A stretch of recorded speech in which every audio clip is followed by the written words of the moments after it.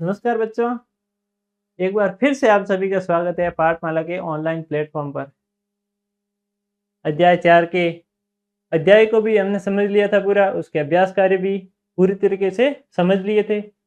अब हम इसके भाषा की बात की ओर बढ़ेंगे और इनको समझेंगे। भाषा की बात मतलब हमारी व्याकरण को, जो इस अध्याय में हमको दी हुई है, इसको हम समझेंगे और अच्छी तरह से पढ़ेंगे। ठीक है, शुरू करते हैं फिर भाषा की बात, जो कि हमने भाग 4 में ली है।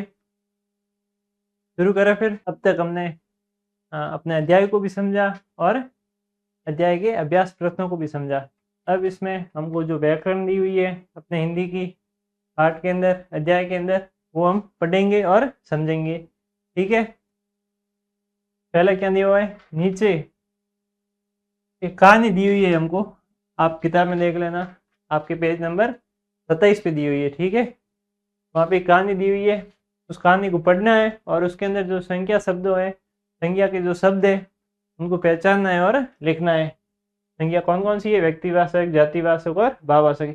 ये मुख्यतः ये 3 प्रकार है संख्या के। ठीक है, संज्ञा के कौन कौन से प्रकार है, एक व्यक्तिवाचक, एक जातिवाचक और एक भाववाचक। ठीक है, इनके आधार पर पहचान कर तालिका में लिखिए। वो कहानी को पढ़ना है, उसके अंदर से हमको संज्ञा को पहचानना है, व्यक्तिवाचक, जातिवाचक और भाववाचक। ठीक है, अब से हमको याद रखना है कि ये संज्ञा के मुख्यतः 3 प्रकार हैं। ठीक है, और इसकी परिभाषा को देखें तो किसी विशेष व्यक्ति हो गया, स्थान, कोई वस्तु, कोई भाव, उसका जो नाम आता है उसको ही संज्ञा बोलते हैं। ठीक है, जैसे मौन हो गया, तो मौन एक संज्ञा है। ठीक है, कोई जगह का नाम हो गया दिल्ली, तो वो एक संज्ञा है। किसी का नाम, किसी व्यक्ति का नाम, किसी स्थान का नाम, किसी वस्तु का नाम या फिर किसी भाव का नाम, वो बताने वाले शब्द कौन से होते हैं, वो होते हैं संज्ञा। ठीक है, ये हमेशा किसी एक विशेष की ओर संकेत करते हैं। हम उदाहरण देख सकते हैं संज्ञा कौन कौन से, जैसे मौन हो गया, सीता, दिल्ली, गंगा। गंगा एक नदी है, नदी संज्ञा नहीं है, लेकिन गंगा नाम ले लिया तो गंगा एक संज्ञा है, क्योंकि ये एक विशेष नदी का नाम बता रही है। ठीक है, किस चीज़ का, किसी व्यक्ति, स्थान, वस्तु, कोई भाव, कुछ भी हो गया, उन सब का नाम बताने वाले शब्दों को ही संज्ञा कहते हैं। ठीक है, चलते हैं आगे। कहानी दी हुई है जो हमें, पहले कहानी पढ़ते हैं, फिर इसमें से हमको व्यक्तिवाचक संज्ञा कौन सी है वो लिखनी है, भाववाचक संज्ञा कौन सी वो लिखनी है और जातिवाचक संज्ञा कौन सी वो लिखनी है। पहले कहानी की ओर आते हैं। कहानी में क्या है, अमन और रिंकू की क्रिकेट टीम फाइनल खेल रही थी। अमन और रिंकू आपकी तरह छोटे बच्चे थे, उनकी ये क्रिकेट टीम थी। हो सकता है वो स्कूल की हो, कहीं की भी हो सकती है। उनकी एक क्रिकेट टीम थी जो फाइनल खेल रही थी, मतलब उनका जो टूर्नामेंट चल रहा था उनमें वो फाइनल में पहुंच चुके थे, तो वो फाइनल खेल रही थी। आखिरी ओवर में जीतने के लिए 10 रन चाहिए थे, लास्ट ओवर था और उनको जीतने के लिए 10 रन चाहिए थे। अमन ने पूरी हिम्मत से बल्लेबाजी की। अमन बल्लेबाजी कर रहा था पूरी हिम्मत से, लेकिन 8 रन बनाकर आउट हो गया। खूब उसने जोर लगाया, पूरी हिम्मत से बल्लेबाजी की, लेकिन उसने 8 रन बनाए और वो आउट हो गया। अब बारी रिंकू की थी, उसने धैर्य और विश्वास से खेलते हुए आखिरी बॉल पर चौका मारा और टीम को जिता दिया। अब अमन तो आउट हो गया, अब रिंकू की बारी थी। रिंकू उसने धैर्य के साथ और विश्वास के साथ खेलते हुए आखिरी बॉल पे चौका मार दिया और टीम को जिता दिया। सभी ने खुशी से तालियां बजाई। अब इसमें हमको देखना है कौन से जातिवाचक है, कौन से भाववाचक है और कौन से व्यक्तिवाचक है। ठीक है, कौन से व्यक्तिवाचक संज्ञा है, संज्ञा को हमें पहचानना है। पहले व्यक्तिवाचक को देखें तो इसमें किसी व्यक्ति का नाम दर्शाया गया है। कौन कौन सा, एक तो अमन है और एक रिंकू है, ये व्यक्तिवाचक संज्ञा हो गई। ये किसी विशेष व्यक्ति का नाम बता रहे हैं। ठीक है, ये व्यक्तिवाचक संज्ञा हो गई। जातिवाचक जो किसी चीज की जाति को दर्शाता है, और एक भाववाचक संज्ञा जो किसी भाव को दर्शाता है। भाव जैसे हंसना हो गया, खेलना, कूदना, दौड़ना, ये सभी एक प्रकार के भाव ही है, किसी भाव का नाम। ठीक है, जैसे कि हम देख सकते हैं विश्वास, ये भाववाचक है क्योंकि भाव ही तो एक प्रकार का भाव ही है अंदर का। विश्वास है, ठीक है, धैर्य है,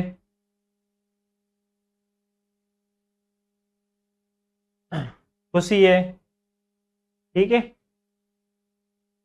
इस प्रकार से ये भाववाचक संज्ञा के नाम है।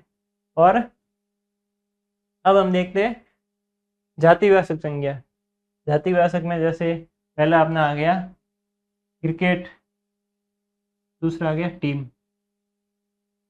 जातिवाचक का मतलब है किसी चीज की जाति को दर्शाता है, मतलब क्रिकेट, क्रिकेट एक खेल का हिस्सा है। खेल खेल जातिवाचक में नहीं आता है। खेल के अंदर क्रिकेट है, खेल के अंदर टीम भी आती है, ठीक है। खेल के अंदर और भी आते हैं, ये भी है, और बल्लेबाजी, आउट, और भी बहुत सारे हैं। इसी प्रकार से आपको ढूंढ के लिखने हैं जातिवाचक, भाववाचक और व्यक्तिवाचक, ठीक है। मैंने आपको अच्छे से दिए हुए, आप अपनी नोटबुक में लिख सकते हो। पहला दिया हुआ है जो भाववाचक संज्ञा के नाम थे, बल्लेबाजी हमने देखा था, धैर्य, विश्वास और खुशी, ये सभी हमने देखे थे भाववाचक संज्ञा के। ये भाववाचक संज्ञाएं थी जो हमने अभी कहानी में पढ़ा था। बल्लेबाजी हो गया, धैर्य हो गया, विश्वास हो गया, खुशी हो गया, ये सभी भाव ही थे, ठीक है। अगला देखते हैं, अगला है जातिवाचक। ये सभी जातिवाचक संज्ञाएं हैं। पहला है cricket, team, over, run, ball, चौका, तालियां।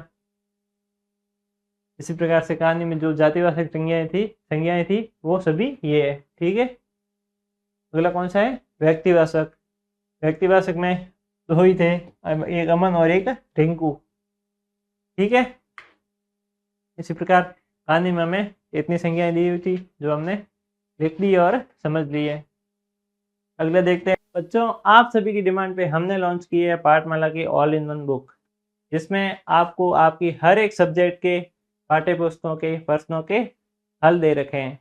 और इसके अतिरिक्त आपको अध्याय को अच्छे से समझना है तो वो भी इसमें दे रखा है। इसमें QR कोड दे रखा है जिस पे आप स्कैन करके हमारे वीडियो लेक्चर भी देख सकते हैं, जिससे आपको अध्याय को समझने में और भी आसानी रहेगी। और ये बुक आप घर बैठे भी मंगा सकते हैं, पीछे हेल्पलाइन नंबर दे रखे हैं उस पर। और इसके अतिरिक्त आपको आपके एग्जाम के लिए भी अभ्यास कार्य मिलेंगे इसमें। और अगर आप नवोदय, सैनिक और मिलिट्री स्कूल की तैयारी कर रहे हैं तो उसके लिए भी आपको बेसिक दे रखा है, जिससे आपको नवोदय और मिलिट्री सैनिक स्कूल की तैयारी करने में और भी आसानी रहेगी, ठीक है। तो जल्दी से इस ऐप को डाउनलोड करें और इस बुक को मंगा लें ताकि आपको पढ़ने में और भी आसानी रहे, ठीक है बच्चों। अगला है सर्वनाम। नीचे दिए गए इस वाक्य में सर्वनाम शब्द को पहचान कर तालिका में लिखिए। आपकी बुक में पेज नंबर 28 पे तालिकाएं दी हुई है, उसमें से सर्वनाम शब्द जो भी है उनको ढूंढना है और लिखना है, ठीक है। सर्वनाम शब्द कौन से होते हैं, जो किसी संज्ञा मैंने आपको समझाया था अभी, संज्ञा के स्थान पर प्रयुक्त होते हैं, मतलब उसकी जगह पे, संज्ञा को हटा के उसकी जगह पे अगर कोई शब्द प्रयुक्त होता है ना, उसको सर्वनाम कहते हैं। जैसे संज्ञा का शब्द हो गया कि दुष्यंत रो रहा है, ठीक है। इसमें संज्ञा क्या हो गई, दुष्यंत, व्यक्तिवाचक संज्ञा हो गई, ठीक है। अब इसकी जगह पे कोई शब्द अगर प्रयोग होगा तो वो क्या होगा कि वह रो रहा है। वह रो रहा है, किसके लिए रो रहा है नहीं मालूम, लेकिन वो रो रहा है, इसलिए ये संज्ञा के स्थान पर ये शब्द प्रयुक्त हुआ है, तो ये क्या हो गया, सर्वनाम। इसे ही सर्वनाम कहते हैं। इसलिए इसकी परिभाषा क्या है, संज्ञा के स्थान पर प्रयुक्त होने वाले शब्दों को सर्वनाम कहते हैं। जैसे वह, मैं, तुम, हम, ये, कोई, कुछ इत्यादि, ठीक है। इसी प्रकार से ये सब है जो संज्ञा के स्थान पर प्रयुक्त होते हैं। अब तालिका में क्या दी हुई है, मैंने पुष्कर मेले में ऊँटों की दौड़ देखी। इसमें से सर्वनाम कौन सा है बताना है। वे मंदिर में दर्शन करने गई। यह मेला हर साल लगता है। उसने मालपुए बहुत चाव से खाए। ठीक है, किसने खाए? दुष्यंत ने खाए। मतलब इसमें नाम नहीं दिया गया, लेकिन दुष्यंत ने खाए, मुझे मालूम है। अब पहला वाक्य दिया हुआ है, मैंने पुष्कर मेले में ऊँटों की दौड़ देखी। अब इसमें सर्वनाम शब्द कौन सा है? मैंने के मेरा नाम तो लोकेश है, मेरा नाम आ सकता था लेकिन नहीं आया, मेरी जगह पे आ गया मैंने। ठीक है, इसलिए ये सर्वनाम, ये संज्ञा होनी चाहिए थी, उसकी जगह पे हो गया सर्वनाम शब्द का प्रयोग हुआ है, इसलिए इसमें सर्वनाम कौन सा हुआ? मैंने। अब क्या है? वे मंदिर में दर्शन करने गई। इसमें सर्वनाम कौन सा होगा? वे। अगर किसी का नाम लेके बुलाया होता कि वे गए, जैसे दुष्यंत हो गया, सीपी, ये गए, तो वो संज्ञा होती। संज्ञा के स्थान पे क्या प्रयुक्त हुआ है? वे गए। तो वे क्या है? सर्वनाम। ठीक है, अगला क्या है? सॉरी, हो जाती है गलती कभी कभार। यह मेला हर साल लगता है। पुष्कर मेला हर साल लगता है। अगर पुष्कर लिखा होता यहाँ पे तो वो संज्ञा होती। पुष्कर की जगह क्या लिखा हुआ है? यह मेला। मतलब किसी मेले के बारे में बताया नहीं गया कि कौन सा मेला है। अगर बताया गया होता तो वो संज्ञा होती। संज्ञा के स्थान पर प्रयुक्त हुआ है कि यह मेला, तो यह क्या होगा? सर्वनाम। ठीक है, इसमें क्या है? उसने मालपुए बहुत चाव से खाए। अगर बताया होता कि भाई दुष्यंत ने मालपुए बहुत चाव से खाए, तो दुष्यंत एक संज्ञा होती, लेकिन नहीं बताया गया है। उसकी जगह बताया गया है उसने, किसी का नाम नहीं लिया गया है, इसलिए संज्ञा के स्थान पर यह प्रयुक्त हुआ है। क्या हुआ है? उसने। तो इसमें सर्वनाम क्या होगा? उसने। ठीक है, ये अच्छे से दिए हुए, ये आप लिख सकते हो, मैंने, वे, ये और उसने। ठीक है बच्चों, आप सभी की डिमांड पे हमने लॉन्च की है पाठमाला की ऑल इन वन बुक, जिसमें आपको आपकी हर एक सब्जेक्ट के पाठ्य पुस्तकों के प्रश्नों के हल दे रखे हैं। और इसके अतिरिक्त आपको अध्याय को अच्छे से समझना है तो वो भी इसमें दे रखा है। इसमें क्यूआर कोड दे रखा है, जिस पे आप स्कैन करके हमारे वीडियो लेक्चर भी देख सकते हैं, जिससे आपको अध्याय को समझने में और भी आसानी रहेगी। और ये बुक आप घर बैठे भी मंगा सकते हैं, पीछे हेल्पलाइन नंबर दे रखे हैं उस पर। और इसके अतिरिक्त आपको आपके एग्ज़ाम के लिए भी अभ्यास कार्य मिलेंगे इसमें। और अगर आप नवोदय, सैनिक और मिलिट्री स्कूल की तैयारी कर रहे हैं तो उसके लिए भी आपको बेसिक दे रखा है, जिससे आपको नवोदय और मिलिट्री सैनिक स्कूल की तैयारी करने में और भी आसानी रहेगी। ठीक है, तो जल्दी से इस ऐप को डाउनलोड करें और इस बुक को मंगा लें, ताकि आपको पढ़ने में और भी आसानी रहे। ठीक है बच्चों, चलते हैं फिर अगले प्रश्न की ओर। अगला है, एक दिया हुआ है हमको पैराग्राफ। ठीक है, वो पढ़ना है, पहले पढ़ते हैं। यात्रा के समय प्रभास और कुहक ने सड़क के किनारे अलग अलग स्थानों पर अलग अलग संकेत बने देखे।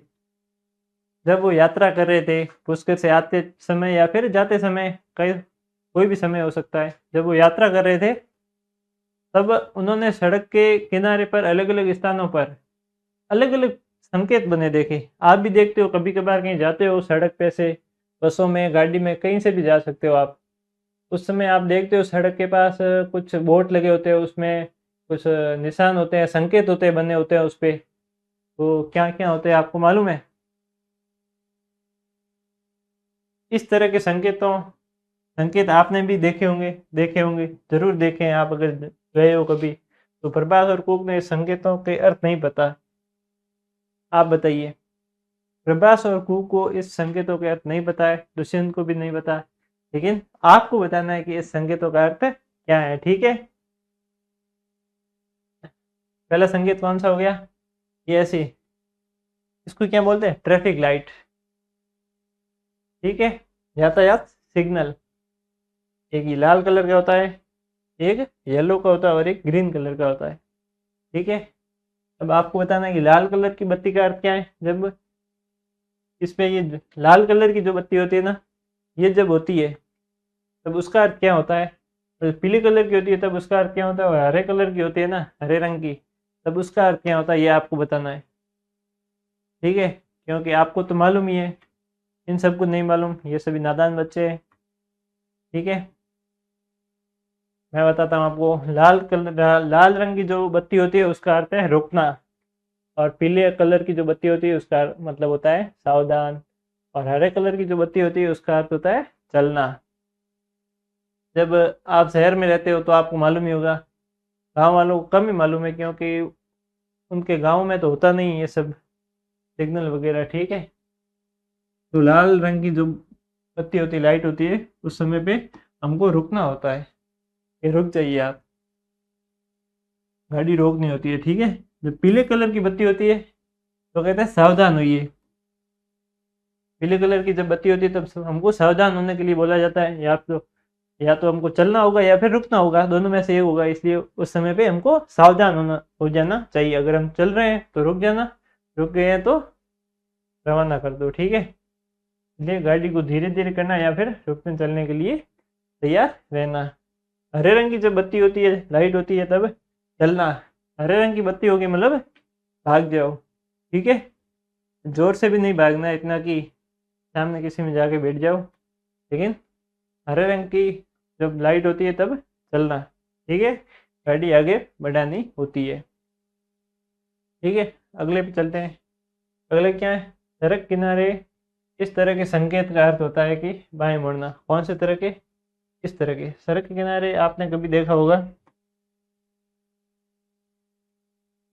इस प्रकार का संकेत लगा, कभी कभी न कभी देखा होगा। ठीक है, ये वो लगा है नहीं, ऐसे तीर गई है, ऐसे गया है, और इस पे एक लाइन खींच दी है। मैं आपको बता दूं, कोई भी संकेत पे अगर ऐसे वो बीच वाली ये लाइन होती है लाल वाली, ये बीच वाली, इसका अर्थ होता है ऐसा नहीं करना है। इसमें जो निशान बना होता है ना, उस पर अगर ऐसी लाइन हो गई, इसका मतलब है वैसा करना ही नहीं है अपन को, वो करना मना है। तो इसका मतलब क्या हुआ? सड़क पे बाएं मुड़ना मना है, मतलब इस पे दे रखा है कि बाएं मुड़ना है, लेकिन इस पे ये वाली लाइन आ गई, इसका मतलब है ऐसा नहीं करना है। इसके मतलब हो गए यहाँ पे बाएं मुड़ना हमको मना है। इस पे क्या दिया हुआ है? इसमें से यू जैसा शेप है, ये घूमने वाला, यू टर्न वाला। जब गाड़ी को सीधे सीधे ले जा रहे हैं, वापस आपको घुमानी है, आपको वापस जाना, तो यू टर्न लेना पड़ता है। आपने ये कभी बोर्ड देखा होगा कि यहाँ पे यू टर्न लेना मना है, ये बीच में लाइन आ गई, ये यू टर्न वाला इंसान है, इस बीच में लाइन आ गई, इसका मतलब है हमको यू टर्न नहीं लेना है। इसलिए सड़क किनारे बने इस तरह के संकेत का अर्थ होता है कि हमको यू टर्न नहीं लेना है। इसका मतलब ये हो गया ना, हमको यू टर्न नहीं लेना है। ठीक है, यू टर्न लेना मना है, इसका मतलब है यू टर्न लेना मना है। अगला देखते हैं। अगला है, सड़क किनारे बने इस तरह के संकेत का अर्थ होता है कि कौन से तरह के? ये वाला है ना, ये वाला। ऐसे पहले ये चौड़ी सड़क बता रही है, फिर ये पतली हो गई सड़क। ठीक है, रोड है तो यहाँ पे पतली हो गई है, और यहाँ पे बड़ी सी बता रही है। इसका क्या अर्थ है? सड़क किनारे इस तरह के संकेत करते हैं, पहले रोड बड़ी है, आगे रोड संकरी है या फिर छोटी है। आगे छोटी रोड आएगी, उसकी जितनी बड़ी नहीं होगी। इसका क्या मतलब है? आगे सड़क संकरी है। ठीक है, अब ये वाला निशान दे रखा है, इस टी का अर्थ होता है पार्किंग। अगर ऐसा मतलब आपको सड़क पे ऐसा पी लिखा दिख जाए ना बोर्ड पे, उसका अर्थ होता है पार्किंग। फिर पी लिखा दिख जाए, ये लैंड नहीं हो, तो मतलब पार्क करना है, पार्किंग है वहाँ पे। अगर ऐसा वाला पी लिखा दिख जाए और इस पे ये वाली लाइन हो बीच वाली, ठीक है, इसका मतलब है आपको वहाँ पे पार्किंग नहीं करनी है। यहाँ पे पार्किंग करना मना है, वहाँ पे आपको पार्किंग नहीं करनी है। लेकिन अपने आप के लोग इतने होशियार है कि ऐसा होगा वहाँ पे पार्किंग करेंगे, अगर ऐसा नहीं होगा वहाँ पे पार्किंग नहीं करेंगे। ठीक है, इतने होशियार है हमारे यहाँ के लोग, क्या ही बोले अब उनको। ठीक है, लेकिन आपको इनका ध्यान रखना है, इन सभी यातायात नियमों की पालना करनी है, क्योंकि ये आप सबकी सेफ्टी के लिए, हम सबकी सेफ्टी के लिए ही बनाए गए हैं। इसलिए हम सबको इसकी पालना करनी चाहिए ताकि हम सेफ रहे। ठीक है, आगे क्या है? ये भी करना है हमको। ठीक है, इसमें क्या दिया हुआ है? आपने देखा, क्या देखा? इतने सारे लोगों ने मिलकर मेला लगाने में सहयोग किया। कितने सारे लोग थे? इतने सारे। अब कितने देखते हैं?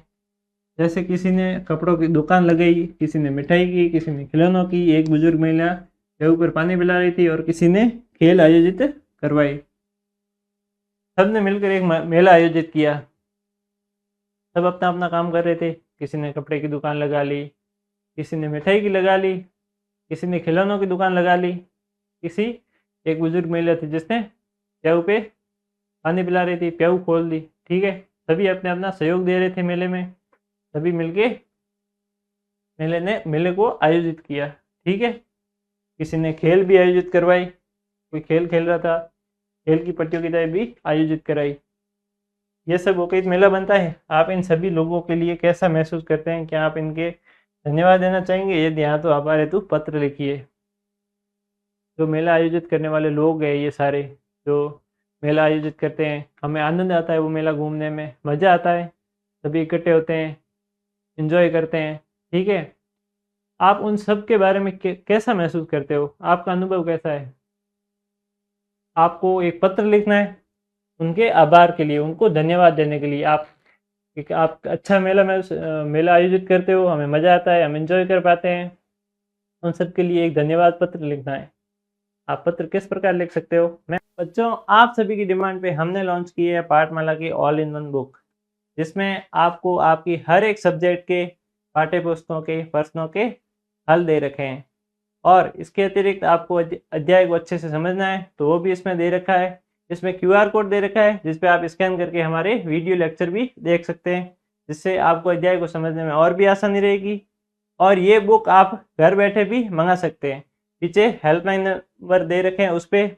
और इसके अतिरिक्त आपको आपके एग्ज़ाम के लिए भी अभ्यास कार्य मिलेंगे इसमें।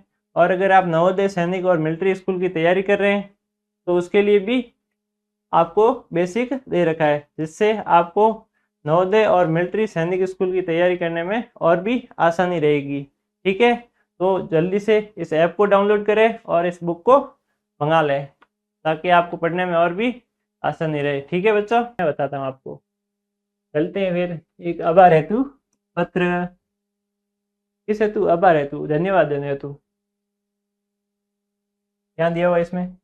आदरणीय, सबसे पहले ये लिखना है, आपको पत्र लिखना तो आता ही होगा। सबसे पहले ये लिखना है कि आदरणीय मेला आयोजक गण। ठीक है, दूसरे में क्या है? आदर प्रणाम, सभी को प्रणाम करना है। ऐसे प्रणाम हाथ झुका के ही होता है। ठीक है, मैं इस पत्र के माध्यम से आप सभी का हार्दिक धन्यवाद करना चाहता हूँ। क्या लिखना है आपको? मैं इस पत्र के माध्यम से आप सभी का धन्यवाद करना चाहता हूँ। आपने मिलकर हमारे गांव शहर में इतना सुंदर और मनोरंजक मेला आयोजित किया। आपको सबको धन्यवाद करना है कि आपने हमारे गांव में या हमारे शहर में सुंदर और मनोरंजक मेला आयोजित किया। ये इतना अच्छा मेला आयोजित किया। मेले में कपड़े की दुकानें, मिठाई की दुकानें, खिलौनों की दुकानें और खेलों का आयोजन देखकर बहुत आनंद आया। उनका आभार व्यक्त करना है कि आपने जो कपड़े की दुकानें लगाई, मिठाई की दुकानें लगाई, खिलौनों की दुकान लगाई, खेलों का आयोजन हुआ, अलग अलग प्रकार के खेल, वहाँ पे झूले भी लगे।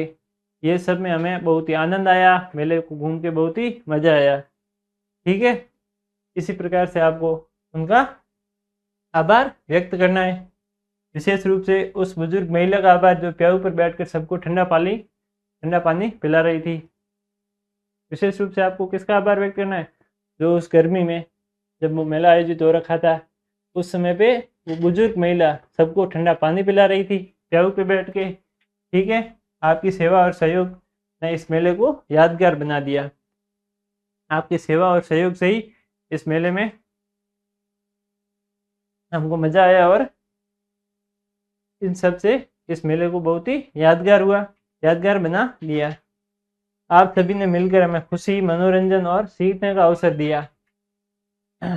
उनके आभार में मेन बात ये लिखनी है कि आप सभी ने मिलकर हमें खुशी दी, हमको आनंद दिया, मज़ा आया हमको, और मनोरंजन और सीखने का अवसर दिया।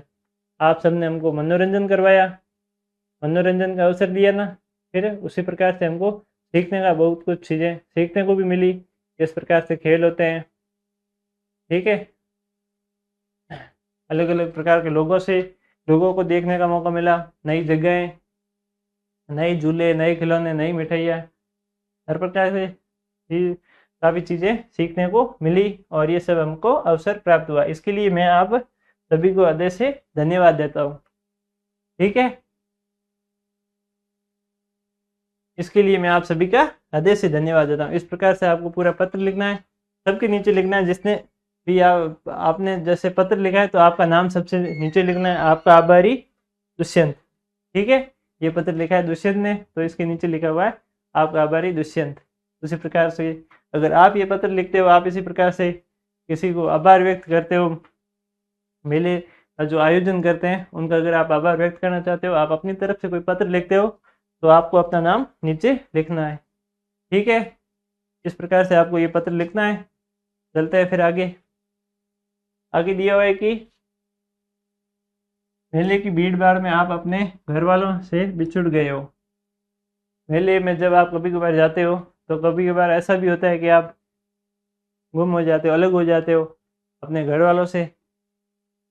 अपने माता पिता तक पहुंचने के लिए आप क्या क्या प्रयास करेंगे?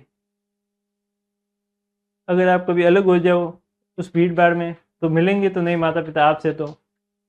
ठीक है, उस समय पे आप अपने माता पिता तक पहुंचने के लिए क्या प्रयास करोगे? हैं? पहला तो आपको धैर्य से काम लेना है। ठीक है, सबसे पहले घबराना नहीं है और शांति बनाए रखना है। ठीक है, ये कुछ उपाय दिए हुए अगर आप कभी माता पिता से अलग हो जाओ, मेले में गुम हो जाओ। ठीक है, सबसे पहले आपको क्या करना है? शांति बनाए रखना है, धैर्य बनाए रखना है और घबराना बिल्कुल भी नहीं है। ठीक है, दूसरा क्या है? कोई पुलिसकर्मी, गार्ड या महिला घोषणा केंद्र के पास जाकर उन्हें अपनी समस्या बतानी है। अगर आप कभी ऐसे हो जाओ, गुम हो जाओ, तो आपको सबसे पहले घबराना नहीं है, शांति बनाए रखनी है और अपने धैर्य से काम लेना है।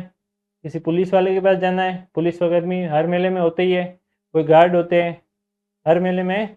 वहाँ पे सिक्योरिटी के तौर पे पुलिसकर्मी या गार्ड होते हैं। मेला घोषणा केंद्र जहाँ पे माइक स्पीकर वगैरह लगे होते हैं ना, वहाँ पे आपको जाना है और अपनी समस्या को बताना है। वो आपकी मदद ज़रूर करेंगे, आपकी सहायता करेंगे। और तीसरा क्या करना है? मैं अपना नाम, माता पिता का नाम और गांव या शहर का पता स्पष्ट रूप से बताऊंगा ताकि वे मदद कर सके। आपको उनसे पास जाके अपना नाम बताना है, अपने माता पिता का भी नाम बताना है और आप कौन से गांव या शहर से हो आपको वो भी बताना था ताकि आपको पुलिसकर्मी, गार्ड या मेला घोषणा केंद्र के जो अधिकारी है वो आपकी मदद पूरी तरह से कर पाए और आप सही सलामत अपने माता पिता के पास पहुंच पाए। ठीक है, यदि वहाँ लाउड स्पीकर घोषणा केंद्र हो तो उनसे आग्रह करूंगा कि मैं अपने माता पिता का नाम लेकर घोषणा करें। आप जब मेला घोषणा केंद्र में जाओगे तो वो ये काम भी कर देंगे कि आपके माता पिता का नाम लाउड स्पीकर पे बोल देंगे ताकि उनको मालूम पड़ जाए कि उनका बच्चा कहाँ पे है। ठीक है, उनका बच्चा फिर आप ही कह लो, आप कभी ऐसा हो जाए आपके साथ। ऐसे नहीं होगा ऊपर वाले की कृपा से, लेकिन कभी हो जाए तो बताता हूँ उस समय पे क्या करना चाहिए। मैं अनजान लोगों के साथ जाने से बचूंगा और केवल पुलिस या विश्वसनीय बड़ों की मदद लूंगा। एक तो आपको ये करना है कि आपको अनजान लोगों के साथ नहीं जाना है, किसी पुलिसकर्मी के साथ या कोई विश्वसनीय आपको मालूम पड़ता है उसी के साथ जाना है। ऐसे किसी अनजान व्यक्ति के साथ नहीं जाना है, उससे आपकी परेशानी और भी बढ़ सकती है। जब तक माता पिता मुझे नहीं मिल जाते मैं वहीं सुरक्षित स्थान पर खड़ा रहूँगा।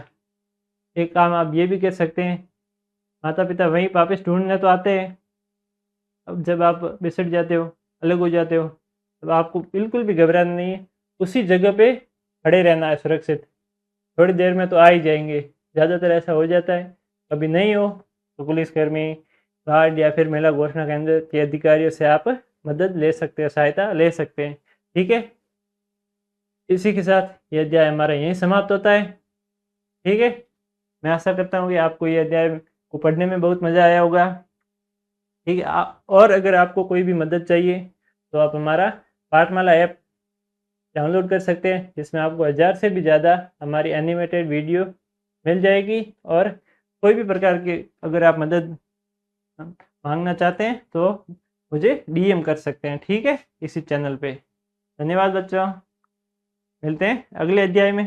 बच्चों, आप सभी की डिमांड पे हमने लॉन्च की है पाठमाला की ऑल इन वन बुक, जिसमें आपको आपकी हर एक सब्जेक्ट के पाठ्य पुस्तकों के प्रश्नों के हल दे रखे हैं, और इसके अतिरिक्त आपको अध्याय को अच्छे से समझना है तो वो भी इसमें दे रखा है। इसमें QR कोड दे रखा है जिस पे आप स्कैन करके हमारे वीडियो लेक्चर भी देख सकते हैं, जिससे आपको अध्याय को समझने में और भी आसानी रहेगी। और ये बुक आप घर बैठे भी मंगा सकते हैं, पीछे हेल्पलाइन नंबर दे रखे हैं उस पर। और इसके अतिरिक्त आपको आपके एग्ज़ाम के लिए भी अभ्यास कार्य मिलेंगे इसमें। और अगर आप नवोदय, सैनिक और मिलिट्री स्कूल की तैयारी कर रहे हैं तो उसके लिए भी आपको बेसिक दे रखा है, जिससे आपको नवोदय और मिलिट्री सैनिक स्कूल की तैयारी करने में और भी आसानी रहेगी, ठीक है। तो जल्दी से इस ऐप को डाउनलोड करें और इस बुक को मंगा लें, ताकि आपको पढ़ने में और भी आसानी रहे, ठीक है बच्चों।